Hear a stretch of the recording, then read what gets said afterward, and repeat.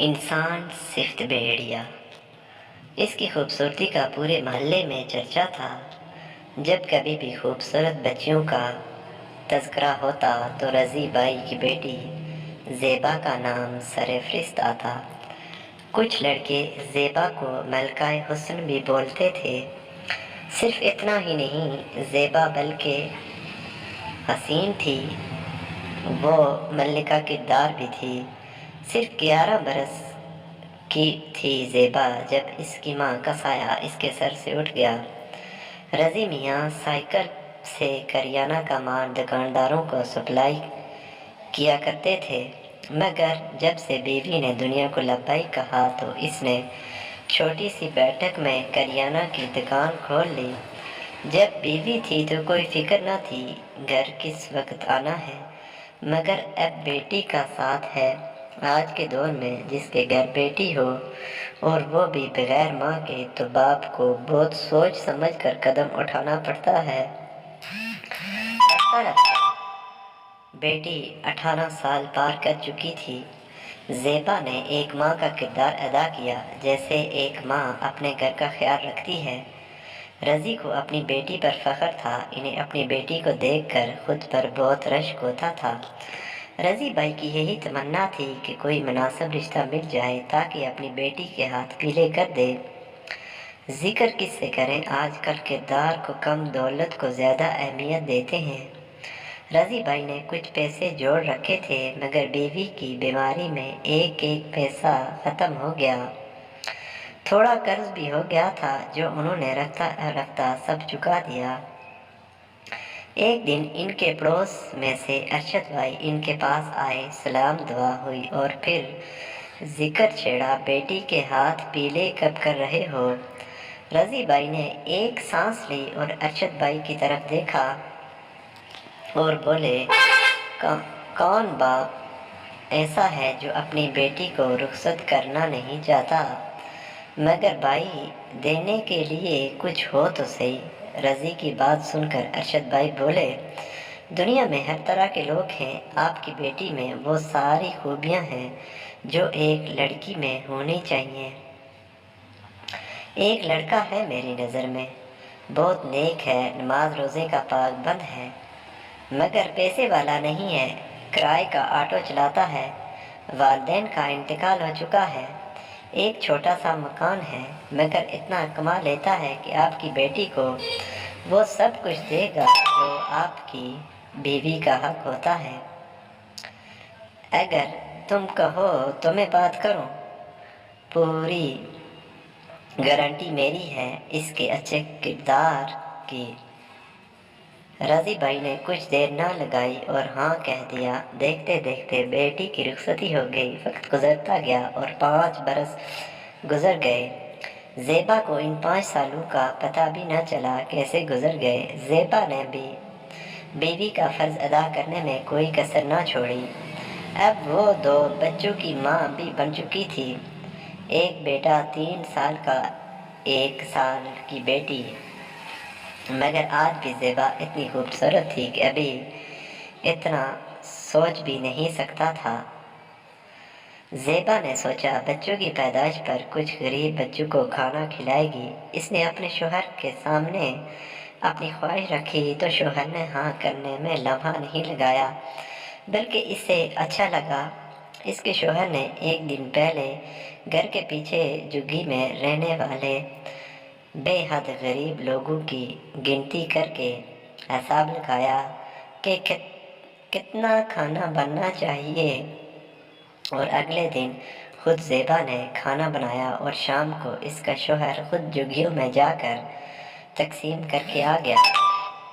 اس کے بعد کچھ کھانا بچ گیا۔ زیبا کے شوہر نے یہاں سے کچھ کلومیٹر کی دوری پر فلائی اوور کے نیچے رات میں کچھ غریب لوگ رات بسر کرتے ہیں، میں آٹو سے جا کر یہ کھانے کی تھیلیوں کو انہیں دے کر آتا ہوں، مگر زیبا کا شوہر واپس نہیں آتا۔ اس طرح 1 گھنٹے سے زیادہ ہو چکا تھا، مگر زیبا کا شوہر واپس نہیں آتا۔ اتنے میں 2 پولیس والے زیبا کو دروازہ کھٹکھٹاتے ہیں۔ زیبا باہر آتی ہے، پولیس والی پوچھتے ہیں زیبا آپ کا نام ہے؟ ہاں میرا ہی نام ہے۔ کیا وہ آٹو چلاتے ہیں؟ جی ہاں۔ مگر یہ سب کچھ کیوں پوچھ رہے ہیں؟ ان کے آٹو کی ٹرک سے ٹکر ہو گئی ہے، وہ ہسپتال میں ہے اس وقت۔ زیبا کے گھر میں ایک پڑوسن بھی تھی۔ زیبا اپنے بچوں کو سونپ کر ہسپتال پہنچتی ہے۔ اپنے شوہر کو دیکھ کر اس کے ہوش اڑ جاتے ہیں اور پوچھتی ہے یہ سب کیسے ہو گیا؟ زیبا جو ہونا تھا ہو گیا، بچوں کا خیال رکھنا، انہیں کسی چیز کی کمی محسوس نہ ہونے دینا۔ اس سے پہلے زیبا کچھ کہہ پاتی اس کے شوہر کی گردن ایک طرف جھک گئی۔ وہ ڈاکٹر کے پاس گئی تو ڈاکٹر نے اس کی نبض کی جانچ کرتا ہے تو سر نیچے کرتے ہوئے بولتا ہے کہ یہ اب نہیں رہے۔ زیبا کی دنیا ہی الٹ جاتی ہے۔ کچھ گھنٹوں بعد جب زیبا کے والد کو فون پر اپنے داماد کی موت کا معلوم ہوا تو انہیں بہت صدمہ لگا۔ انہوں نے کہا بیٹی میں تجھے لینے آ رہا ہوں، مگر زیبا نے منع کر دیا اور کہا آپ وہاں بھی اکیلے رہتے ہیں۔ رضی بھائی نے اتفاق کرتے ہوئے مکان خالی کر کے اپنی بیٹی کے گھر ہی سوچ کر منتقل ہو گئے اور نواسوں کی کفالت کرنے لگے۔ جو تھوڑے پیسے تھے سب اکٹھے کر لیے تھے۔ ابھی رضی بھائی نے کام شروع ہی کیا تھا کہ اچانک ایک دن ان کے سینے سے درد اٹھا۔ زیبا جب تک انہیں پڑوسیوں کی مدد سے ہسپتال لے جاتی، انہوں نے گھر میں ہی دم توڑ دیا۔ زیبا پر گویا غموں کا پہاڑ ٹوٹ پڑا۔ جو کچھ گھر میں پیسہ تھا وہ خرچ ہوتا گیا۔ مزدوری کرے تو کیسے کرے؟ ایک ملنے والے نے اسے رائے دی کہ آدھا کلومیٹر دور ایک بہت بڑی عمارت بن رہی ہے، وہیں میں بھی کام کرتی ہوں۔ ٹھیکیدار بہت نیک انسان ہے، اگر تم تیار ہو تو میں کل بات کر لوں گی، پرسوں کام پر لگ جانا۔ زیبا تیار ہو گئی۔ تیار ہونا بھی تھا، بچوں کو جو پالنا تھا اور مکان کا کرایہ بھی تو دینا تھا۔ مگر ایک دن چکر کھا کر گر پڑی۔ اس کا جسم بخار سے تپ رہا تھا۔ ٹھیکیدار سے بات کر کے اس نے گھر کو لے آئی۔ 8-10 دن بعد گھر پر ہی گزر جاتے ہیں۔ بڑی مشکل سے وہ کام پر جاتی ہے۔ اتفاق سے اس دن ٹھیکیدار کا مالک آ جاتا ہے۔ اس کی نظر زیبا پر پڑ جاتی ہے اور معلوم ہوا کہ یہ ایک بیوہ ہے اور 2 بچوں کی ماں ہے۔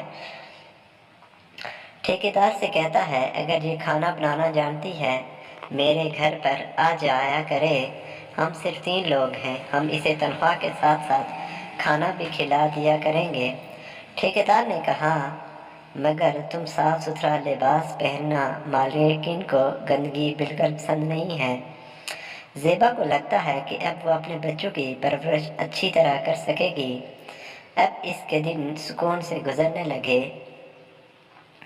ایک روز جب باورچی خانے میں کام کر رہی تھی تب ہی مالکن آ کر کہتی ہے میں کسی کام سے باہر جا رہی ہوں، صاحب کو بولنا کہ شام تک آ جاؤں گی، وہ دوپہر کے کھانے پر میرے منتظر نہ ہوں۔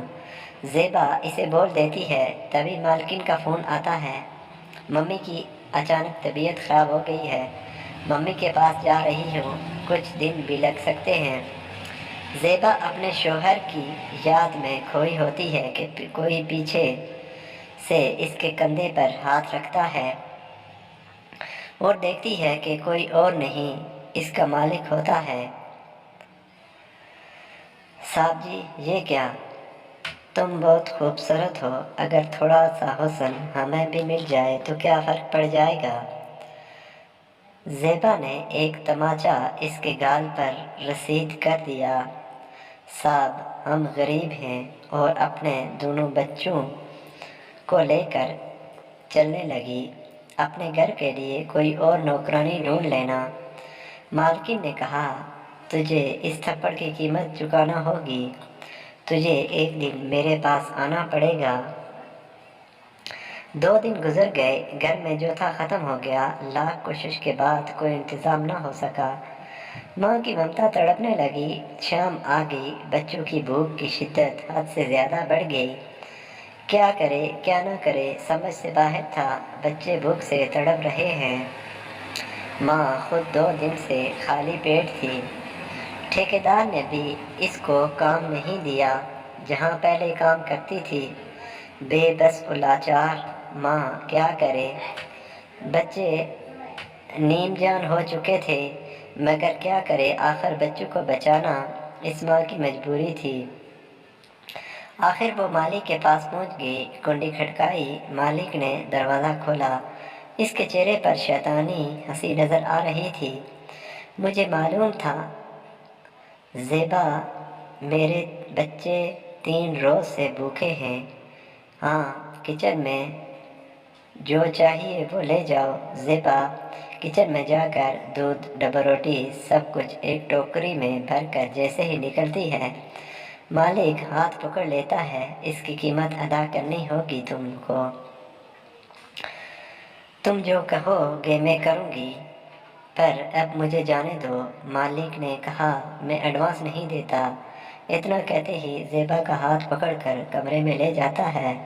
پھر کیا تھا، عورت کی عزت تار تار ہوتی ہے۔ کچھ دیر بعد کھانے کی ٹوکری زیبا کے ہاتھ میں تھماتے ہوئے بولتا ہے، جب راشن ختم ہو جائے تو چلی آنا۔ میں مزدوری میں کنجوسی نہیں کرتا اور نہ ہی درازی کرتا ہوں۔ زیبا ٹوکری لے کر تیز قدموں سے اپنے بچوں کی طرف جاتی ہے۔ بچوں کو کھانا کھلا رہی تھی کہ پولیس آئی اور مالک نے کہا اسی نے میرے گھر میں چوری کی ہے۔ زیبا بیچاری بے بس تھی، بولی نہیں، میں نے چوری نہیں کی۔ مالک نے اس کی ٹوکری کی طرف اشارہ کیا۔ ٹوکری میں دیکھتے ہیں، اس میں کچھ روپے بھی ہوتی ہیں۔ مالک بولا، یہی میرے پیسے ہیں۔ میں نے اس کی پریشانی دیکھتے ہوئے کہا تھا، مگر یہ نمک حرام پیسے چرا لائی۔ پھر پولیس والے اس معصوم کو تھانے لے گئے اور اپنی منمانی کے لیے اسے چھوڑ دیا۔ وہ بے بس و لاچار اور باغی ہوئی اپنے گھر پر آئی۔ بچے روتے روتے تھک کر سو چکے تھے۔ آج وہ رب سے یہی شکوہ کر رہی تھی کہ کب تک غریب عورت بچوں کی خاطر پبلک پراپرٹی بڑھتی رہے گی۔ یا اللہ اولاد دے تو غریبی نہ دے، ورنہ انسان صرف بھیڑیے عورت کی عزت کو اس طرح نوچ کر کھاتے رہیں گے۔ یہ سماج اندھا ہے، نہ حق بولتا ہے، نہ حق سنتا ہے، نہ حق اسے دکھائی دیتا ہے۔ یہ ستم غریب عورت پر ہوتا آیا ہے اور ہوتا رہے گا۔ بیواؤں کی عزت چند روٹی کے نوالوں کی خاطر یوں ہی تار تار ہوتی رہے گی، جس طرح زیبا کی ہوئی، اور اس کے ذمہ دار ہم سب ہیں۔